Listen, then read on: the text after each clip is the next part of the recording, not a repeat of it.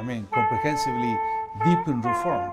That's a very important building block to achieve a moderately prosperous society. Well, I do think the advancements which China has made and which they intend to make in the rule of law are very important. I think that the Chinese dream embodies a very ambitious concept, and I think that China is on track to achieve that concept, which is to build a moderately prosperous society for all. I believe that that is the main goal, and from my viewpoint, the four comprehensives outlined by President Xi help it very much to sustain that main goal. Comprehensively deepen reform.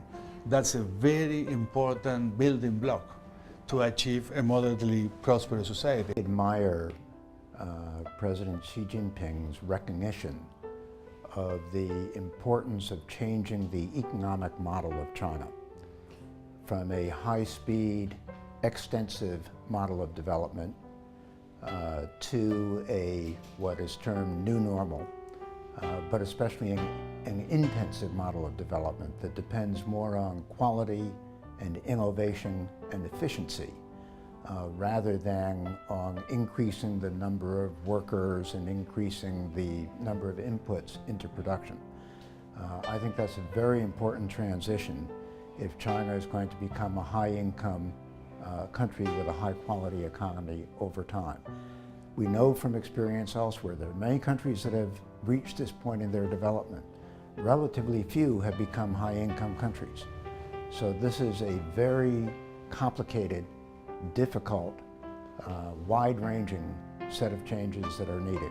Well, I do think the advancements which China has made and which they intend to make in the rule of law are very important, not just for air quality, but for overall growth and investment in the economy. I think that the application of a strong rule of law is important. I think that it's crucial that enterprises, no matter whether they are foreign-owned, domestically owned, state or private sector, joint venture, whatever the nature of their ownership structure, and whatever their scale, whether they're modest size or large, that they abide by environmental laws. I really commend the leadership of China for their effort to concentrate on the good governance. Country cannot prosper if you don't have the good governance.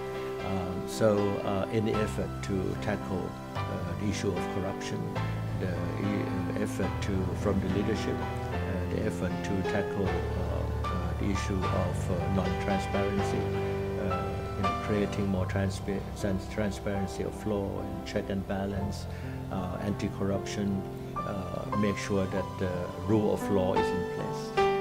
Make sure that rule of law is in place, making sure that the legal enforcement is something that is respected and is based on non-discriminatory nature.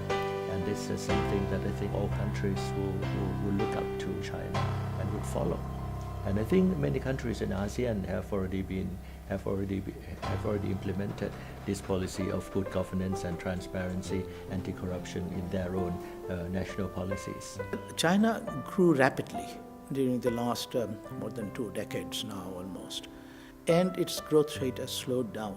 But I think China is adjusting by its own policy decision.